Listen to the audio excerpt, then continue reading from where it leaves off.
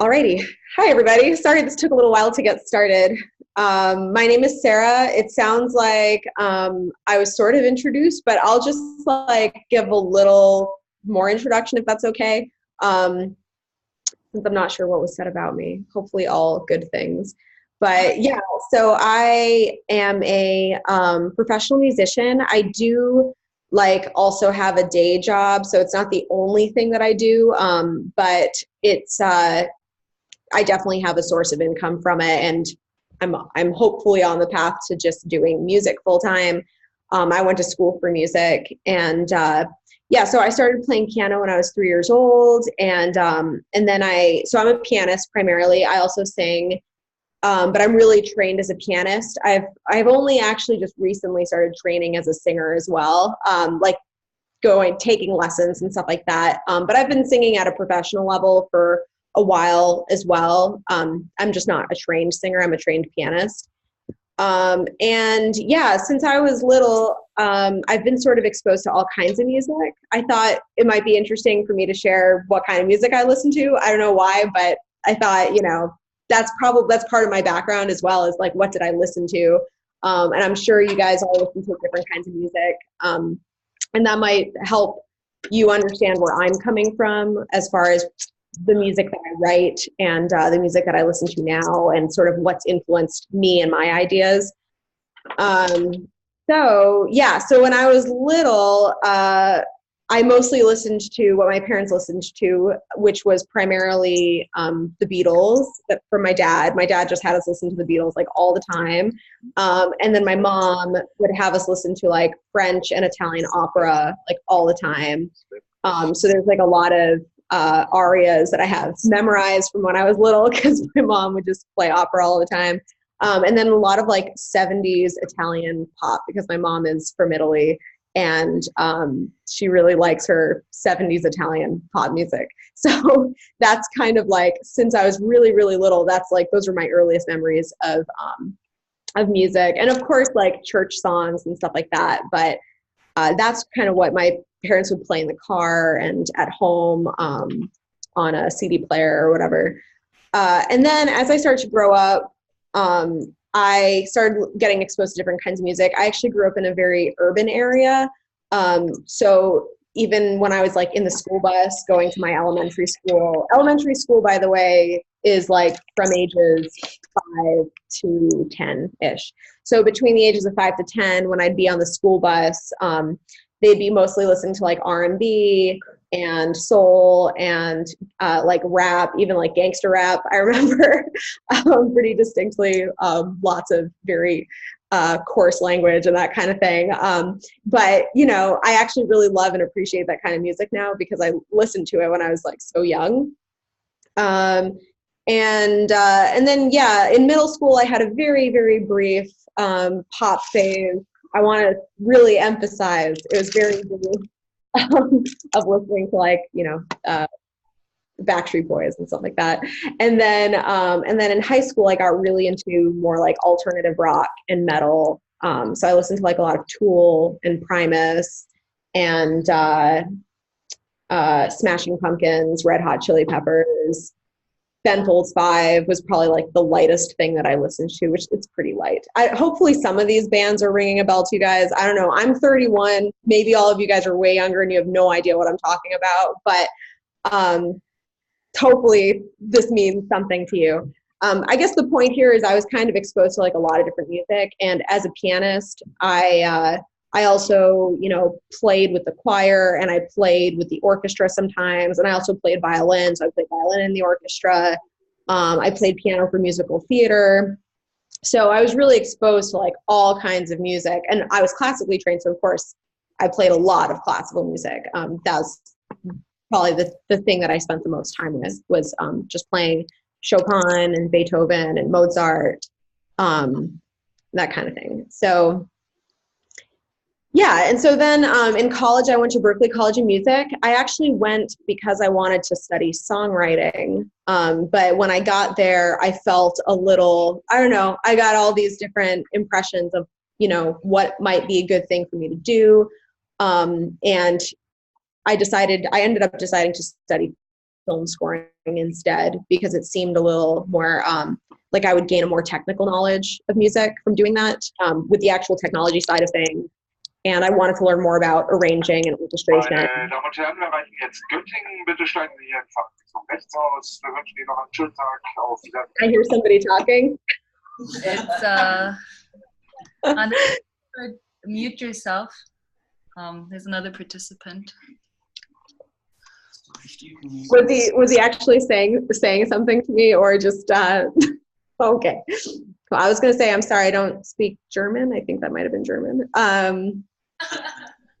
Hopefully you guys caught everything I said there. So, and let me know if I'm talking too fast too. I'm trying to go quickly through this introduction. It feels important, but not very important. So I'm kind of, going quickly through that. Anyways, yeah, so I went to school for film scoring. And actually in my last semester of college, I decided to have a baby. I don't know why, to be honest. Now I'm like, why did I think that was a good idea? But I was blessed, and we were like, oh, it's been a few years, let's get pregnant. So I did that. And that kind of really was like a curveball in a lot. Not a curveball, like I didn't expect to get pregnant. I was trying to, but a curveball, like I really didn't know what I was getting into, like at all. So yeah, so after college, I originally thought I was going to move to LA to do film scoring, but I ended up moving to Chicago, where my husband's family is from, and we lived there for a bit. And I did do film scoring stuff, and I was writing for some smaller things, like some small video games, nothing famous, nothing you've ever heard of, and some very small documentaries and small short movies. Probably the only thing you've ever heard of that I did is this like animation versus animator from Alan Becker. Some of you might know him because he's like the most famous person in our church, probably. So I wrote the music for some of his stuff. That's my claim to fame, I guess, as far as film scoring goes. But yeah, I actually really, it was kind of a good thing that I didn't move to LA, because I really rediscovered my love for songwriting and realizing like that's what I wanted to do this whole time. That's actually what I really want to do. And I enjoy writing a song, like again, because of how much different kinds of music I listen to, and how it kind of like was like the soundtrack of my life in a lot of ways, and different phases of my life. I really felt like songs are so incredibly powerful, and that's what I always wanted to do. So I kind of came full circle and came back to that.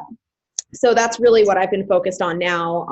I do all kinds of things. It's not like that's the only thing I do, but it's where most of my energy goes towards is writing and recording and performing my own songs.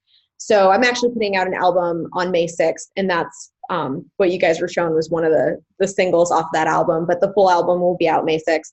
And on the topic of message-driven songs that are authentic, hopefully authentic, that's kind of, that album was, the reason I want to talk about it is because this album is actually very message-driven, and the whole kind of premise of the album is what it's like to be a young parent in today's world.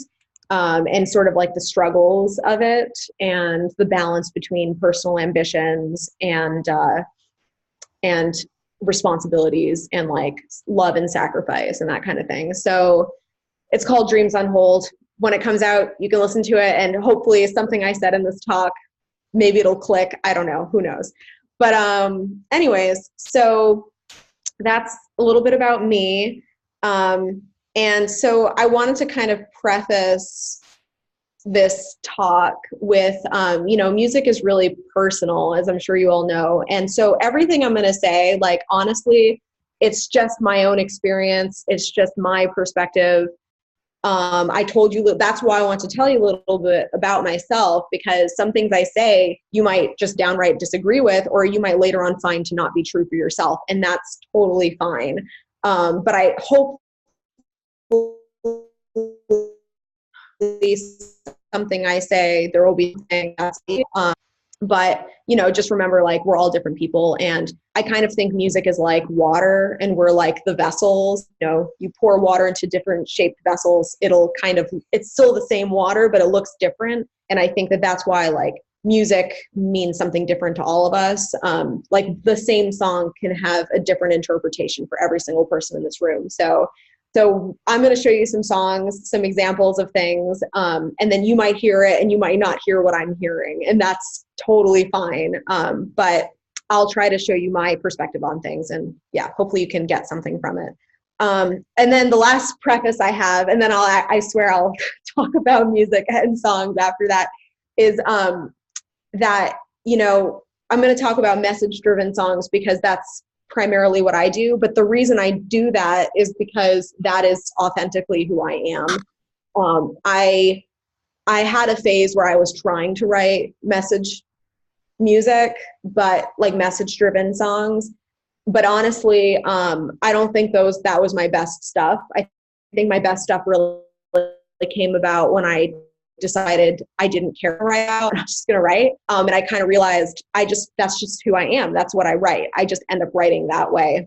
And so just to say that that's not the only type of valuable music out there. Music that just makes you happy and feel good and want to dance or whatever, or want to cry or anything like that is totally valuable. So if we're going to talk about writing message-driven music with authenticity, that means it needs to just naturally, there has to be something that naturally comes from you. So if that's not what you're interested in or what you end up writing, that's fine. And your music is still just as valuable. Like, it's important to know that.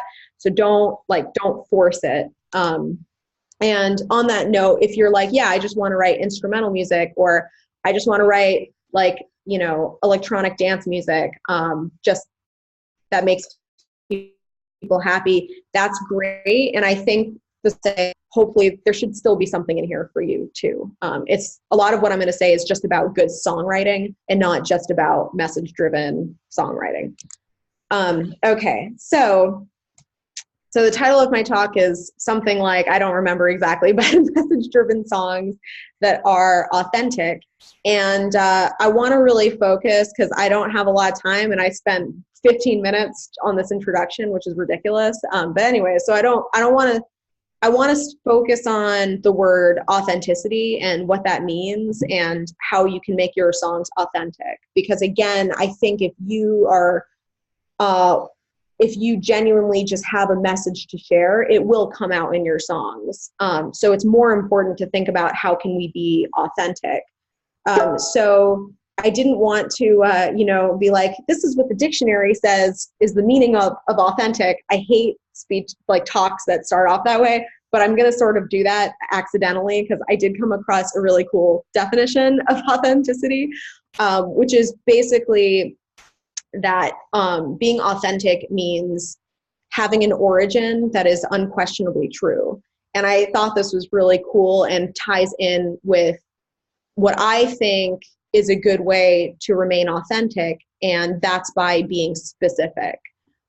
So if you want to prove that something is true, you should kind of give the facts, right? And be specific about it. So what I mean by that is you should be, coming from a place that's really there, and be specific about who it is that you're talking about, or which perspective it is that you're talking from, and what it is that you're specifically talking about. So obviously your message should be specific. I think that's a given, but you might have like 20 things that you want to say. Try your very best to find the one thing and just talk about the one little thing, because you could have an album's worth of songs just talking about the one tiny little thing. So obviously that needs to be specific. But then on top of that, to be authentic, you also want to, be specific, like who are you talking to? Are you talking to somebody else? If you're talking to somebody else, think of somebody specific, and I wanted to think of like an example of a message, and I couldn't actually, well, I thought of one, but it wasn't that great. But I'm curious, like, Does anybody here have like a message that they want to share in their, like, can anybody just give me just a random example of a message that they would want to have in their song? Like any example is fine. Otherwise, I'll give my one silly example, I guess. Help me. Help me? Help me. Help me? Just help me? Okay. Well, see, that's a good example is like, you know, all right, that's actually a good example. So help me. So that's like such a general thing, right? And you can write a very general song about needing to be helped. There's nothing wrong with being general, because then people can interpret it in different ways, right? Because people need to be helped in different ways. But when you're actually writing your song, you should really be specific. What exactly do you need help with? You know, it can be like, honestly, it could be silly. It could be like, I just need help with, you know, doing my homework today or something like that. And that's fine. And you don't need to ever say that clearly in your song, but you need to kind of hold on to that in your mind. You know, what is it that you're really needing help with, and really think about that, you know, while you're writing. So that's kind of like the what. But then on top of that, you want to think about the who. So maybe your song is not actually about yourself. Maybe you don't need help. You're like totally great. But, you know, let's say like your little sister needs help, and that's actually, this song is for her. Then you need to like really think about her while you're writing this song, really speak to her. So maybe your message is not directed towards a specific person. So my one kind of example I thought of, I don't know why I thought of this example. I guess I thought of it because I have a friend, she writes a lot of message-driven songs. I actually didn't include her in any of my examples, but maybe I'll try to pull something up from her. But she does with kids where they write songs together about body positivity. So that's like her main theme. And that's because that's something that she struggles with herself, but also because she felt like, you know, this is something a lot of, especially young kids, like in middle school, they face a lot of body positivity issues. So when she writes her songs, she's trying to speak to a lot of people. She's not trying to speak to only one person. She wants her message to be received by whatever, thousands, millions of people, but because there probably are millions of people who need to hear that message. But when she's writing a song, she's either writing it with a one specific person or with one specific person in mind. She's thinking about, like, let's say her little sister has body positivity issues. She's going to write that about her, right? It doesn't mean that she ever needs to say that in the song, but by having that kind of specificity in your thinking while you're writing it, that helps create a better song.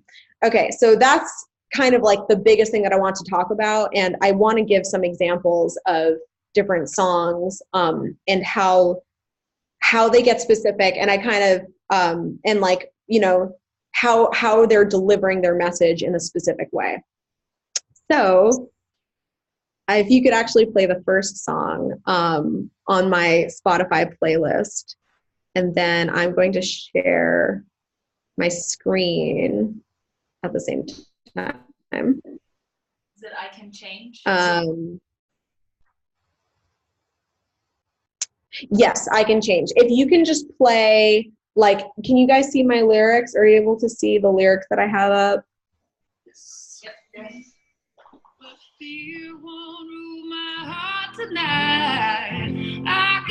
Oh, can you start from the beginning of the song now? Sorry. So we'll just listen to verse 1 and the chorus, and that's it. Oh, sorry, that's the preview.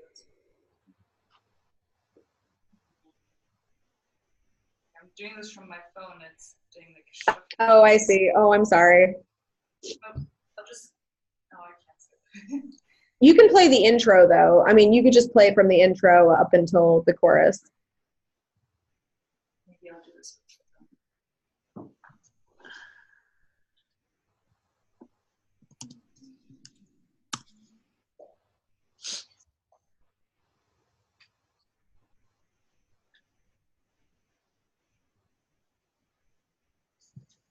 Sorry, I'll just bring it up on my laptop.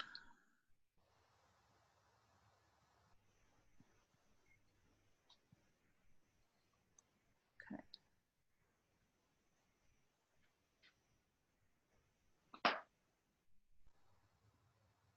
Okay, here we go.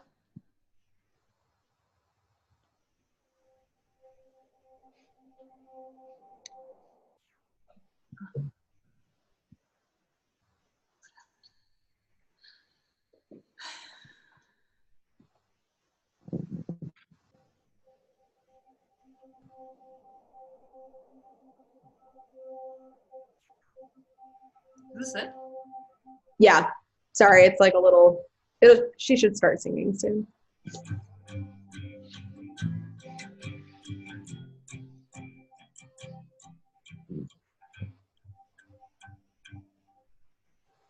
Hey, cast a long shadow.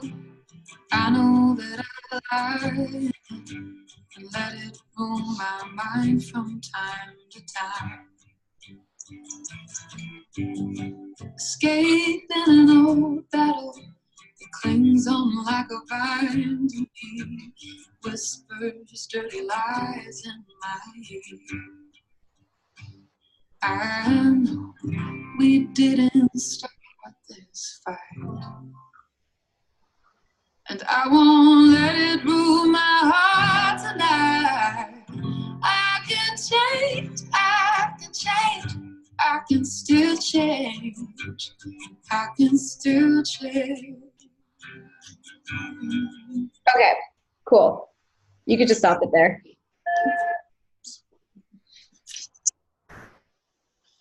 Is it stopped? It sounds like it is stopped.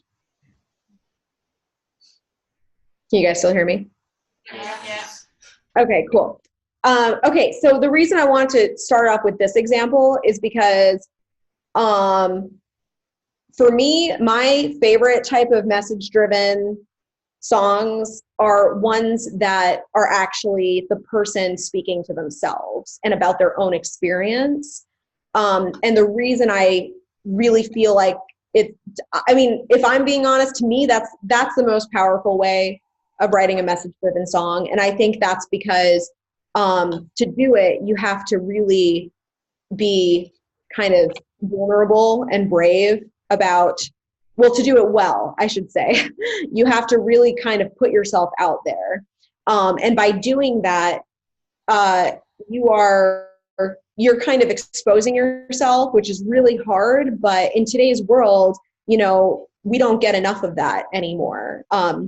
Especially with social media, we're just seeing like the shiny, perfect versions of everyone's lives all the time. But in this song, you know, she's talking to herself and she's not being specific about what she's talking about, right? But she is being specific. There is specificity in that she's talking to herself and she's saying that she's, you know, she's dealing with hate in her mind. We don't know towards what, but in a way it doesn't really matter because, you know, what she's trying to express is that what she's saying, I can change, but what I hear personally is I can change too, right?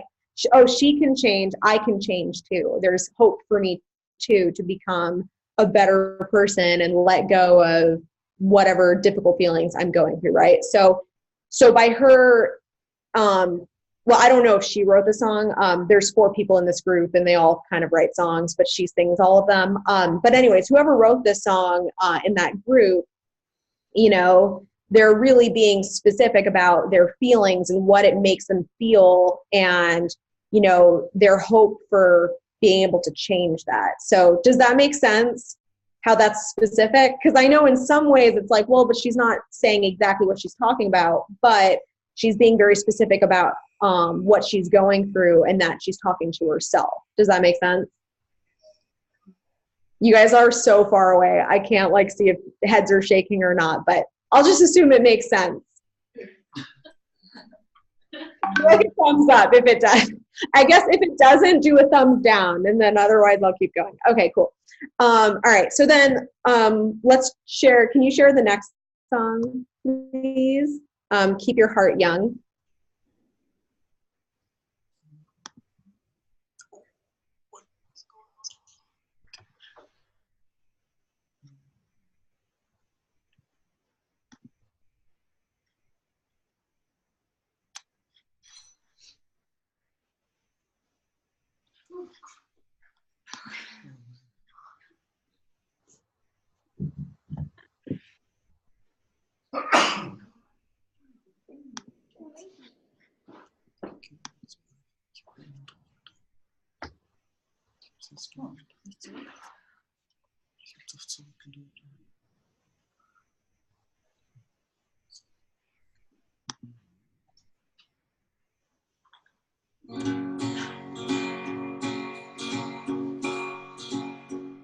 My grandpa gave me a wheat penny and I kept it in my pocket.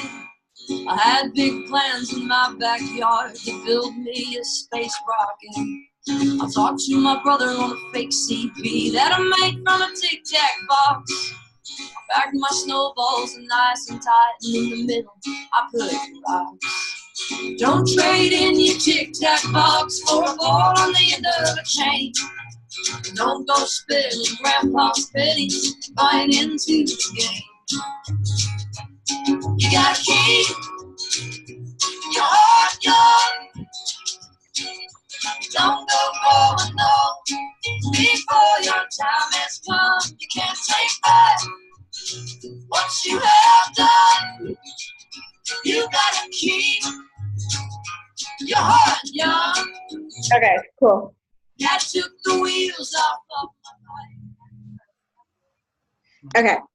And you can share that Spotify playlist, by the way, later if anyone wants to hear the whole songs or, yeah. So, okay, so I love this song because it's actually really specific, right? Like she's telling a story about herself. Again, it might not actually be her story because if anyone knows Brandi Carlile, she always plays with these two guys. They're twin brothers. They're literally identical twins.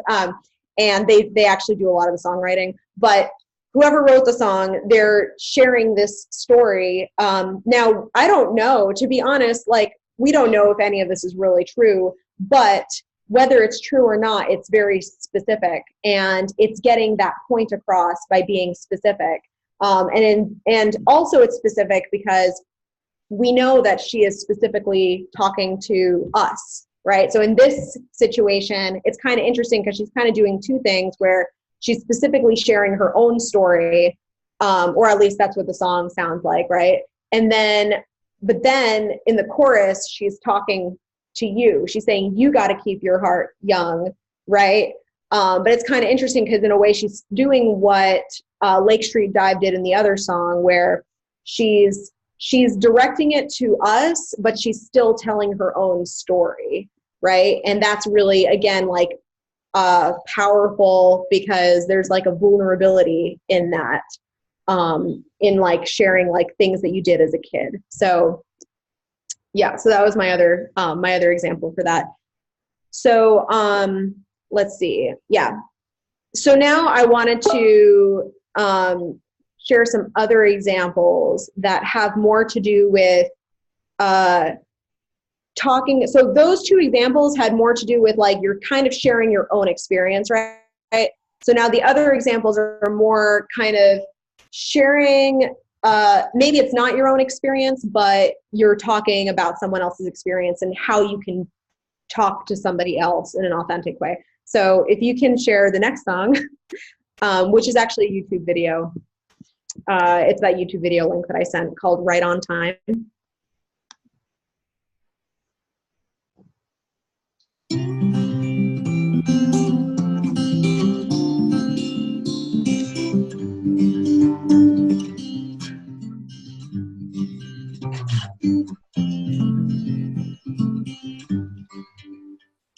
I wish for you to be free from doubt. You feel left behind or left out. When the world seems brighter everywhere else, and your mind is lost inside a wishing well. on time. You are right on time. You're right on time.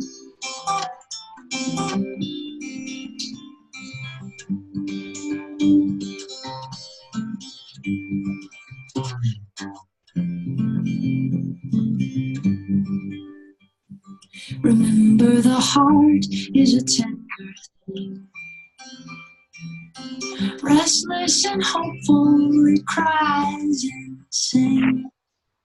And sometimes you need shelter and space to be a little tough, not tough enough, a little lost at sea. And when everyone is racing, you join in. If you can, try running with a smile, 'cause there's a danger in going too fast. Getting too far ahead can set you back. Right on time. You are right on time. You're right on time. Okay, cool.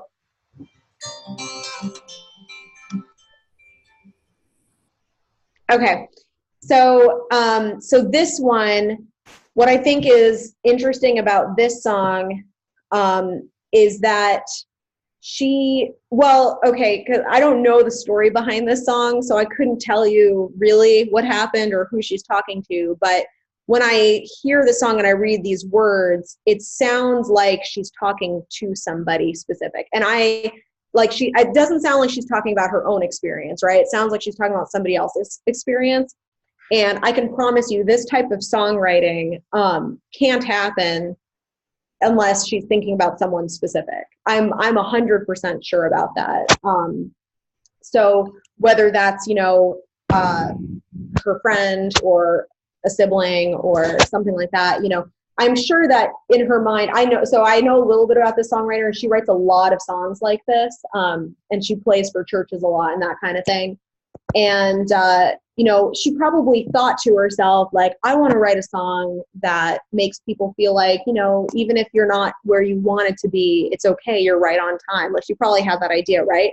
But I'm so sure that she had a specific person in mind when she wrote this song.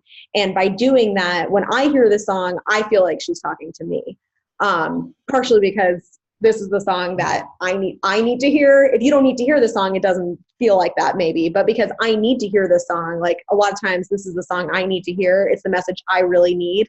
It feels like she's talking to me, and it's because she had a specific person in mind when she wrote this song. So hopefully that makes sense. Okay, so then the next song, you don't need to play it because you guys already heard it, but I wanted to use my own song as an example because I figure I'm really hypothesizing here, obviously, about these other songs and what they were thinking when they wrote them. But I can tell you for sure how I wrote my song because I wrote it myself. And we don't need to play it, but I'll just read like verse 1. Or before I'll read it, I'll kind of tell you like sort of where I was coming from with this song. So with this song, it was the same thing where I really wanted to write I had a message in mind. I really wanted to write a song about being a bridge. You can even look in my notebook. It was must write a song about being a bridge. And I had all these, feelings and ideas and why this is so important. It was really important to me. I really wanted to write this song. But I was really struggling with writing it because, I think because it's not necessarily something where I couldn't find my specificity. How am I going to be specific? I mean, I didn't know that was the problem, but I was I want to say this thing. I just want to say it. I just want people to hear it. Right. And that's it. And a lot of times, you might feel that way. And it's because what you want to share is important. It doesn't mean it's not important. It is so important, but I couldn't really write this song until I zoned in on how is this going to be specific. So the way that this song is specific is I decided to write this song for my children. which is not something I ever wanted to do before, because that pretty much makes it a children's song, and I don't want to be a children's musician. I never wanted to. I still don't want to. But I kind of realized, I just wanted the world to hear it. I just wanted everyone to hear this song, this message, because everyone needs it right now, right? But I had to actually think, who am I really singing this for? Like, who matters the most to me for that they hear this message? And probably I could have come up with 10 different answers, but at that time, and even still now, like, I realized, I really want my children to hear this message. Like, I want my kids to hear this. And how can I say this in a way that they would understand, right?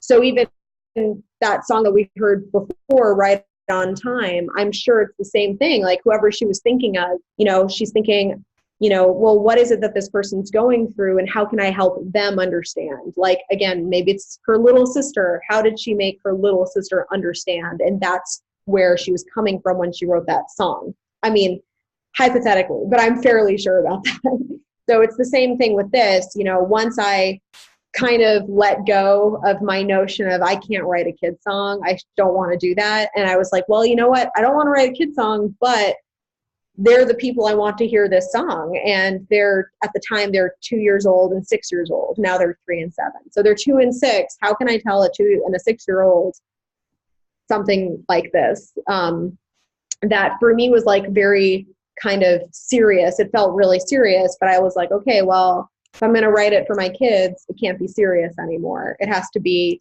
more like lighthearted.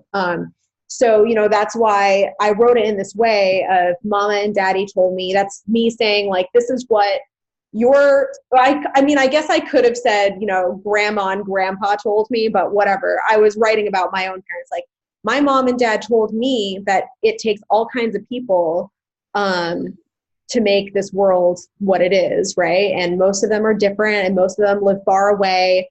And even while the world is getting smaller and smaller because of technology and all of that, we seem to be like feeling more and more isolated from each other. But I have this idea. I know a good place. Like, I know what I can do, even though I'm a little person. I mean, again, it's kind of like I'm speaking at my kids' level. I'm like going down to their level and talking to them. So, and it's kind of funny because honestly, this song, I wrote it and I didn't really, this kind of goes back to my original point of like, don't force it. I really wasn't forcing it. At this point, I kind of gave up on the song and I was like, whatever, I'll just write this kid song and then I'll move on, because I'll feel like at least I wrote what I needed to write down. Like, I really need to write this. I'm going to write it and then I'll move on. And then I just happened to play it for some of my friends and they were like, this is the best song you've ever written. And like, I mean, I humbly disagree with them. I think I have lots of other better songs, but I think, it kind of made me realize, like, because I took myself to a more experimental place where I didn't really care anymore. I'm just going to like write something that I care about and kind of be specific and just let it go and don't force it. Then it turns out like a lot of people can connect to this song. Like, honestly, I'll be honest, I kind of wish some other songs connected to people more than this one. One of the songs that I feel are more impressive or interesting or whatever, but this is the one for now that most people really can connect to. And again, I think it's because I got specific and I didn't force it. I just wrote it and I was specifically writing it for my kids. Okay, so let's see. All right.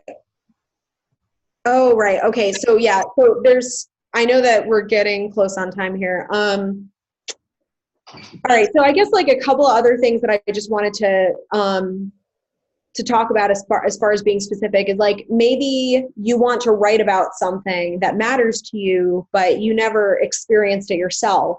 And maybe you don't even like, it's not even like a family member experienced it either. But it's really important to you. I think you can definitely do this and be authentic. So I wanted to kind of just give a couple of examples of that. So one example I'm not going to share the songs with you because it's kind of a little much, but it's this artist called Mary Gauthier, and I did add one of her songs to the Spotify playlist, so you could check it out later. But she wrote this whole album. It's kind of a concept album, and it's called Rifles and Rosemary's, or Rosemary's, wait, Rifles and Rosemary Beads, I think is maybe what it's called. Yeah, Rifles and Rosemary. I don't know. Sorry, guys. I'm really tired still. Didn't drink enough coffee. Rifles and Rosary Beads. Not rosemary beads, rosary beads. If you're not sure what a rosary bead is, it's like, well, you probably all know what a rosary bead is. Do you guys all know what rosary beads are?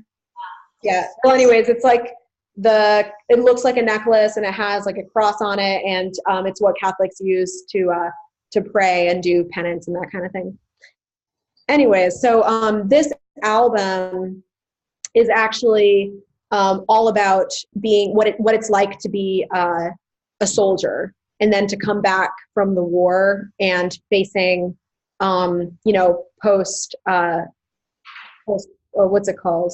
Well, anyways, post-traumatic stress and that kind of thing from war.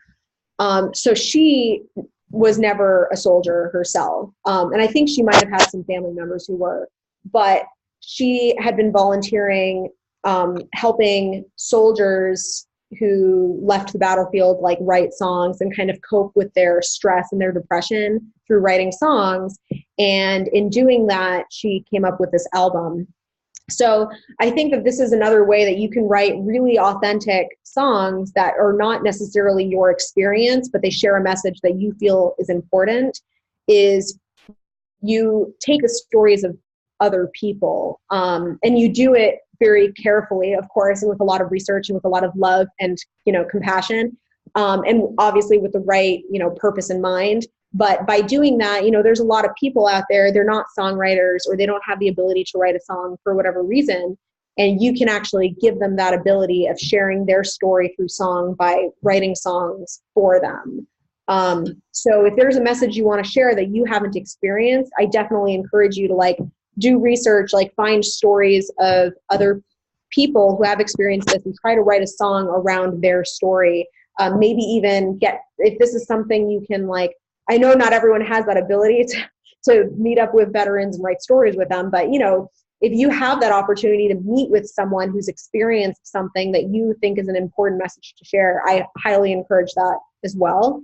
And then my last example that I was going to give is this song, Why Do We Build a Wall? So has anyone heard this song? Because it's kind of becoming famous a little bit now, but maybe not famous enough. Maybe just famous in America. I don't know. Okay, so maybe none of you have heard of this song. Okay, so this is totally different, and it's just to say that all of my examples, and even this example, this isn't where it ends. There are so many other ways to write authentic, message-driven music. I think this is a pretty complicated way to do it, but it's very interesting and it's very powerful.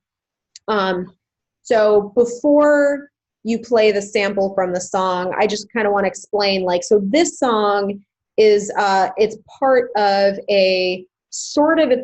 actually now it really is a musical and it's on Broadway, but when she originally wrote it, it wasn't really a full musical, but it was a story that she was telling, based on the story of Orpheus. And I won't go into all of it, but I highly suggest checking it out because it's really cool. It's called Hadestown.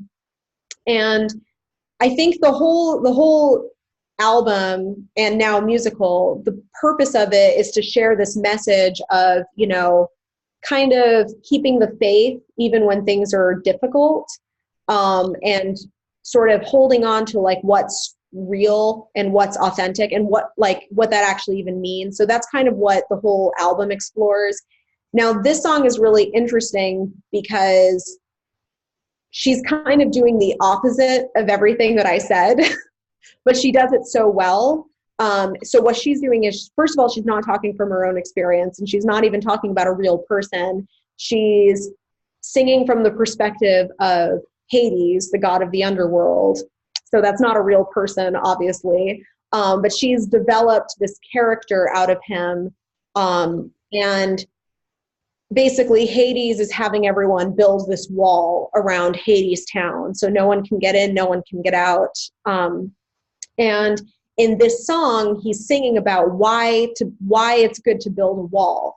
But what Anais Mitchell is actually telling us, the message is not walls are good. It's actually the opposite. The message is, walls are not good. But by sharing this sort of villain's perspective that she created, she actually shares that message in this really powerful way. So hopefully that makes sense. And if you can play just this, the first 3 verses, it is a little long, but I think it's worth it. And hopefully it'll kind of make sense how we can also be authentic. But I guess my point here is it's super specific. She's speaking from this one character's perspective, and she's having him say why it's important to do this. And by doing that, she's actually creating this alternate message than what the character is actually sharing. I know it's complicated, but yeah, so if you could just play this, that'd be great.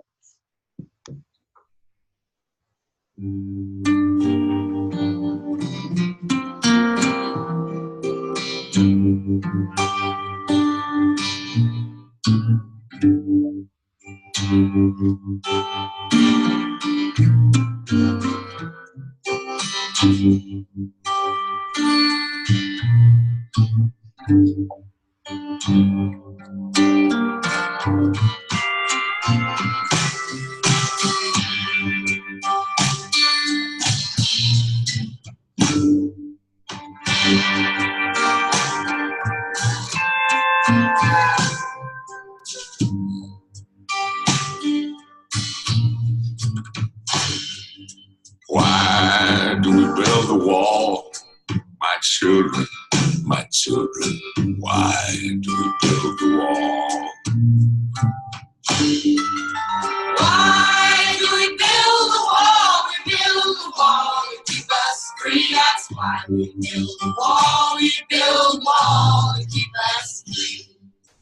How does the wall keep us free? My children, how does the wall keep us free? How does the wall keep us free? The wall keeps out tyranny. We build the wall to keep us free. That's why we build the wall. We build the wall to keep us free. Who do we call them? My children. Who do we call them? Who do we call the enemy? The enemy is poverty. The wall keeps down the enemy. We build the wall to keep us free. That's why we build the wall. We build the wall to keep us free. Because we have.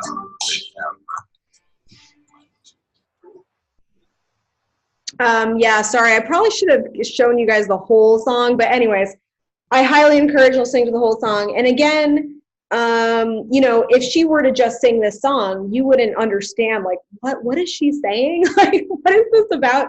But the reason it works is because it's within the context of a whole story.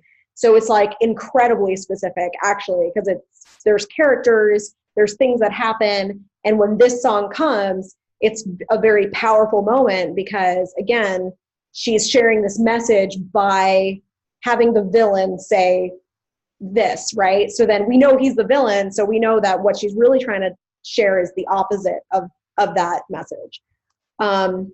Okay, so those are all my examples, and I know I took a long time, and I'm sorry, because I think I was supposed to leave time for questions. I did want to just share a couple of little tips, like general tips on songwriting from my experience, and then if there's time for questions, I still have time. But so a couple of things is, again, don't overthink it, don't force it. I think part of that means just write songs, just write the songs. Even if you're not writing a song, just write. Like journaling, I think is really good. I do something called object writing, If you haven't heard of what that is, it's basically you choose an object, any object. It could be a cell phone, it could be a cup, it could be bottle of rubbing alcohol. My daughter had a cut, so that's why I have rubbing alcohol here. And you write about it. You set a timer and you write about it for 10 minutes, and you write as specifically and viscerally as you can, as descriptively as you can. So that's something that I do. I try to do it every day, just 10 minutes every day. So yeah, just writing, or if you're more musical and not necessarily as into writing lyrics, you know, write music every day. Just sit and play different chord structures every day. Like, just do it. Because sometimes when we just use our bodies to do things, then we don't get as stuck in our minds. And I know personally that's my struggle, is I get stuck in my head a lot. And also experimenting is a great way to get out of your head and just get things on the paper. And a lot of my experiments turned into really good songs, I think. And that could mean, you know, doing writing exercises. There's a lot of great songwriting books that have examples of ways to experiment. A book I'm reading now, it's by Pat Pattison, and it's called Writing Better Lyrics. I'm pretty sure that's what it's called. And actually all of his books are really good anyways, but he has lots of ideas on games you can play either by yourself or, better yet, with other songwriters, to experiment and just kind of like let your mind wander. And then, you know, I think like on top of that, you know, you want to think about, don't just write songs that are just to share a message, but, you know, I'm a big believer in quality over quantity, or just quality, period. And really, like, you know, so when you write a song, like, just keep writing. Don't feel like you're done, because as you keep writing, you will get better and better. And actually, funny enough, the way you get better quality songs is by just writing more. So when you just write more, and especially if you're very intentional about it, you will write better songs, and your message will come out more clearly over time. And you will write more authentically too. I strongly believe that. So don't get too caught up in writing the one perfect song. Just write and just keep writing, and do it every day if you can, even if it's for 10 minutes. And then share what you write. Also, sharing is hard for some of us. Like, sharing is really hard for me. Especially the more vulnerable a song is, the harder it is to share it. But if it's hard to share, it probably means it's more important, to be honest. And by sharing, we can get feedback, and by getting feedback, we can get better. So definitely share, either by playing at open mics or writing, or sharing. If you're already doing shows, share a new song at a show whenever you can, or record and share online if you don't really play shows, or if you have a little writing group that you're a part of, sharing your writing group. If you don't feel comfortable sharing with strangers, you can just get a group of friends or your family members and share. Just share. It's really important. And then study and try to emulate examples of people you love. So all the songs I showed you, those are some of my very favorite songs. I actually have a Spotify playlist. It's private, so sorry, not going to share that with you guys, but it's like my you know, best favorite songs that I wish I could write. I forgot what it's called, but I think it's like I Wish I Wrote playlist or something like that. And it's just all these songs that I'm like, man, there's something about this song that like really hits me. Or maybe it's not even a message driven song, but it's just really beautiful, or something about it that I like. So collect those things, and then try to emulate it. Like, literally try to rip it off, you know. There's actually a really great book called Steal Like an Artist. Has anyone heard of this book or read that book? It's not just for musicians, no. I highly recommend it. It's by, the author is called Austin Kleon, and it's all about that, like how you steal like an artist, because everyone does it. Everyone, your favorite musicians, your favorite songwriters, they are all ripping each other off. That's fine. And that's fine. That's how it should be, because music is an evolution. So you can't evolve unless you start from somewhere, and you take from different places. So I highly recommend that book. It's called Steal Like an Artist, and that goes more into how you can emulate examples to create your own works and become a better artist yourself. And then the very, very last thing I want to share, and then I promise I'm done, is just don't give up. This guy, Austin Kleon, who wrote Steal Like an Artist, he also wrote another book. He just put it out, and I'm reading it right now. It's actually called, I think it's called Don't Give Up. And I think that's, like, you might have times when you're just so frustrated, whether it's because you're not like writing as good as you wish you could write, or maybe you feel super blocked. Right now I'm kind of going through my own like writer's block. So that book is also, I highly recommend that book too. But even just in your mind, just telling yourself, don't give up, and what you're doing matters. It really does.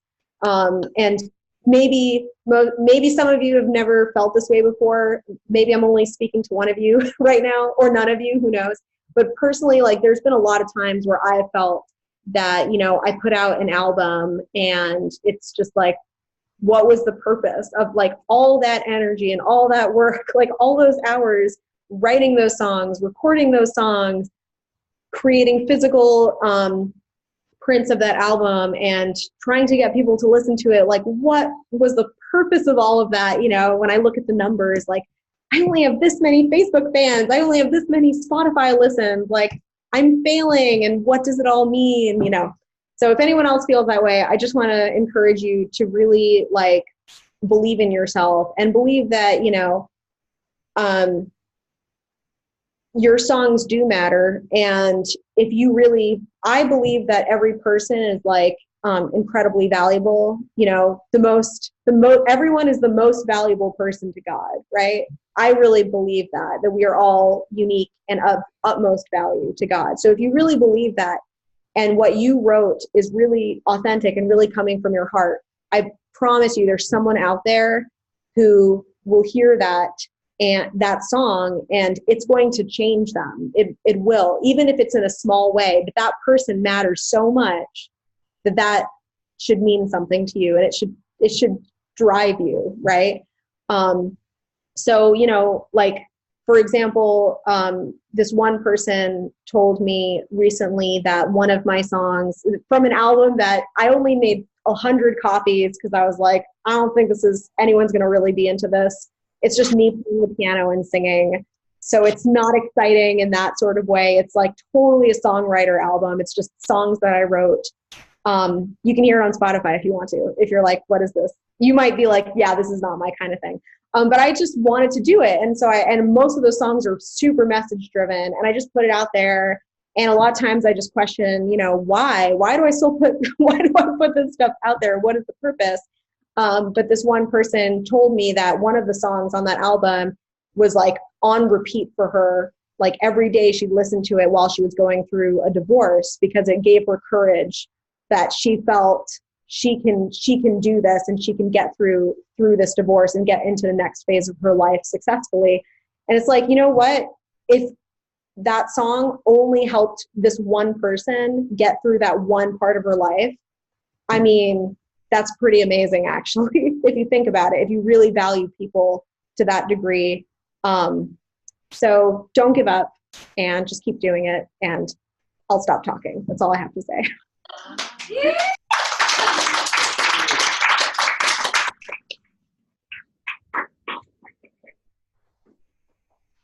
So I'm sorry it took so long, and if anybody has questions, I do have time, but if you're like, no, we're done, we got to go eat or something, I understand. No, I think we have a few more minutes. Our motto here is to stay flexible. So if anyone has questions or comments. When did you start songwriting? What age were you? Yeah, so I mean, I really started like writing down songs like in a notebook when I was about maybe 14 or 15.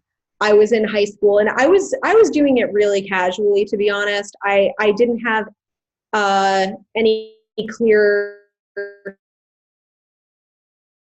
intention. It was all like writing. But I do remember when I was probably maybe 12 or 11 or something like that, I was writing songs in my head, or like writing little melodies on the piano. It was kind of the same thing. It was like, I didn't really have anything particular. I just kind of had some little idea, and I would just start to sing it. And yeah, but I think I became really serious about it when I was, well, I had written songs before that. I mean, I really wrote songs, like I wrote them down, I recorded them when I was like 16. But I think I really started getting very serious about it when I was like 20 years old. Maybe 20 years old is when I started to feel like, this is something that I really want to do, and I want to like write albums and stuff like that.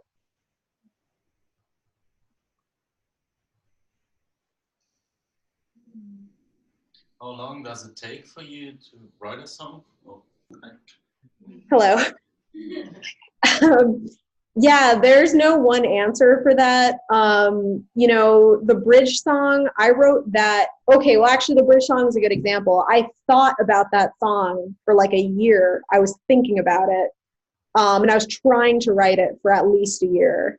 But then once I finally, again, became specific, and sort of like a little light bulb went off, I wrote that, like the actual words and the melody and everything, that was just in an hour pretty much. But right now, again, I have some severe writer's block. But I've been writing a song. I really, really, really like this song. I think it's very message driven. I'm super psyched about it, but I only have like 2 verses, and I'm not done writing it, and I've been working on it since February. So yeah, so like, yeah, sometimes it takes an hour.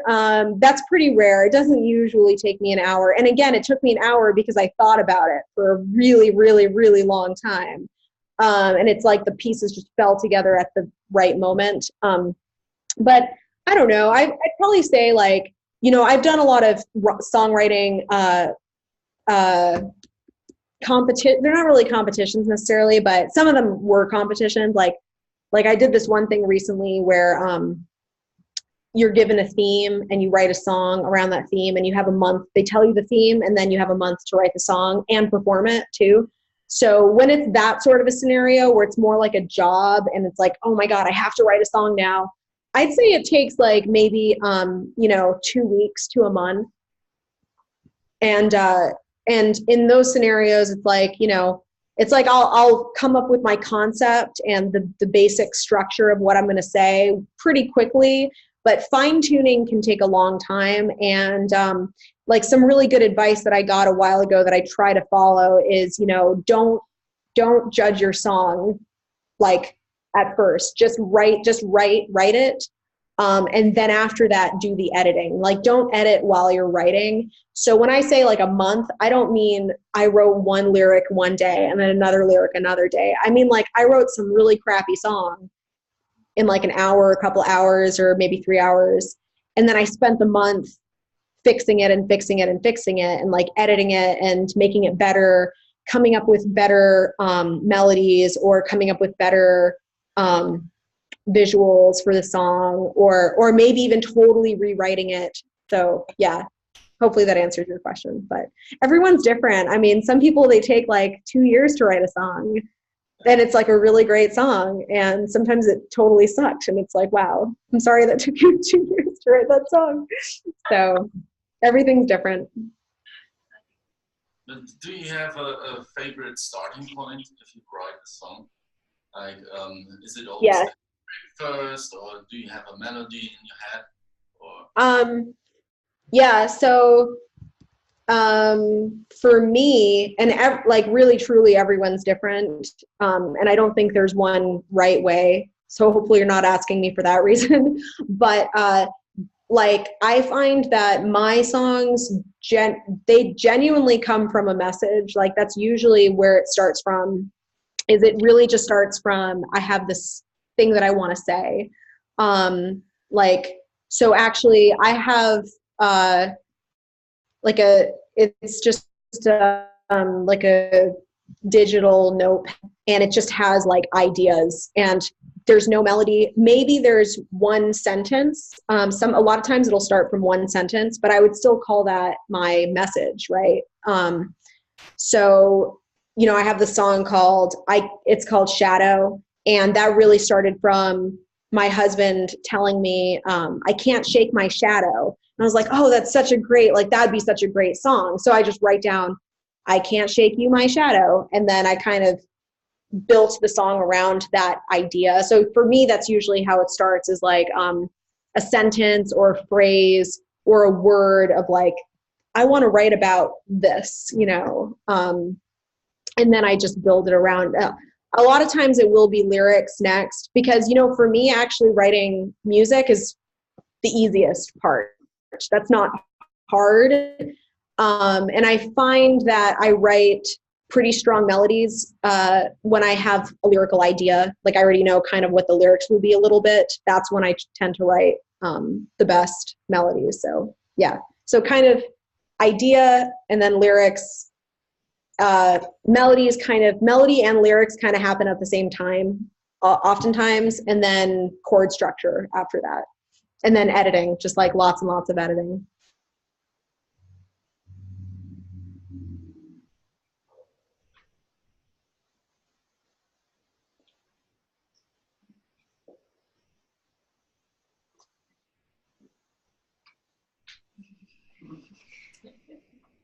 Yeah.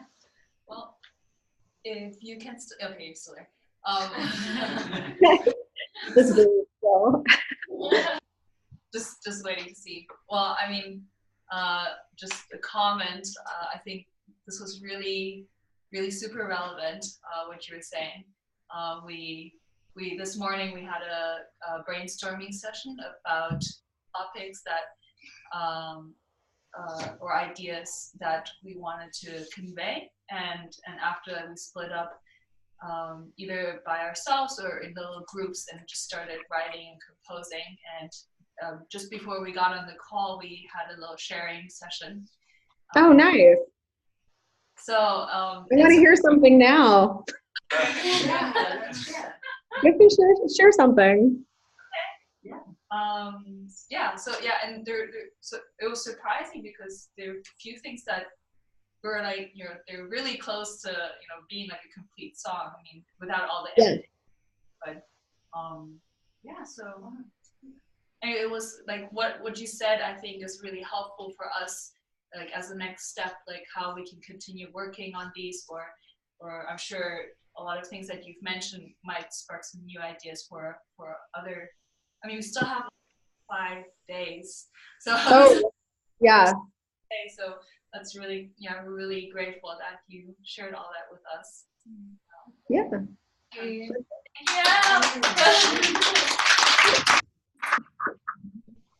Well, thanks, guys. Have a great workshop, and you know, don't be shy. Oh, that might have been me. Don't be shy to reach out to me if you want to ask me any other questions, or if you like ever want to.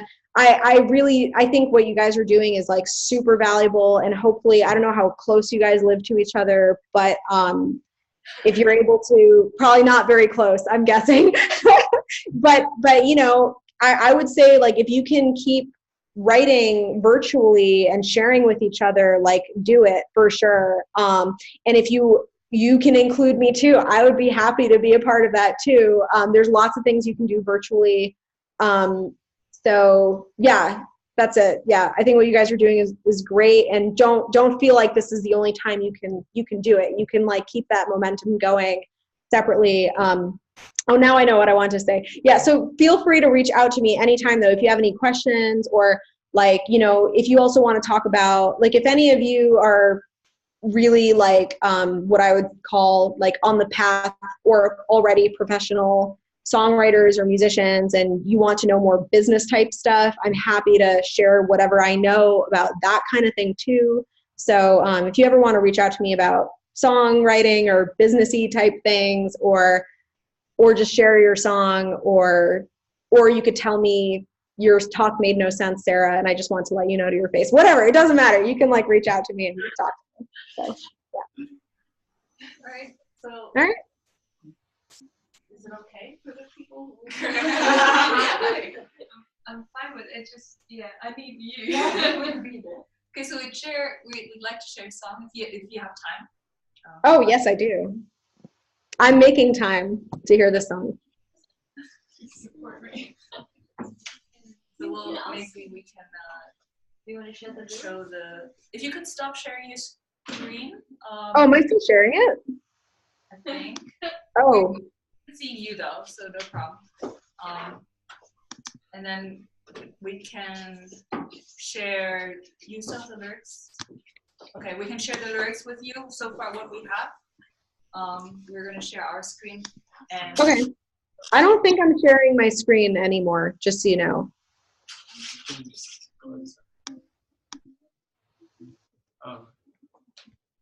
And we can. Maybe we can point the camera toward the piano.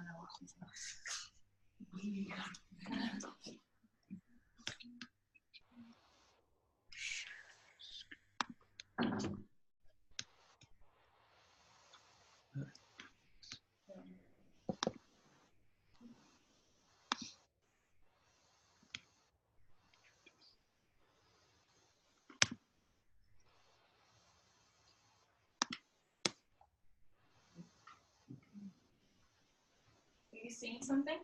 Awesome. Yes, I can see it.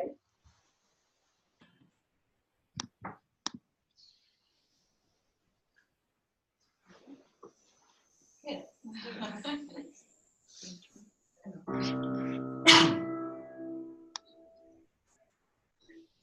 We shall love, we shall be.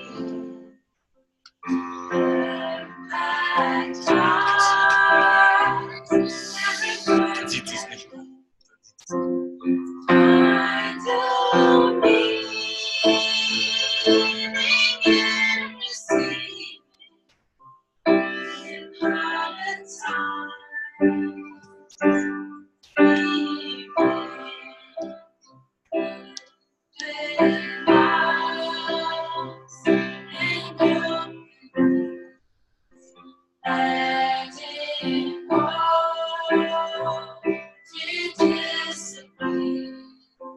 Standing strong against the rock, holding hands as we sing our song. We'll work it out, we'll shout it out.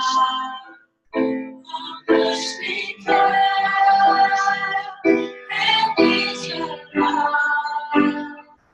So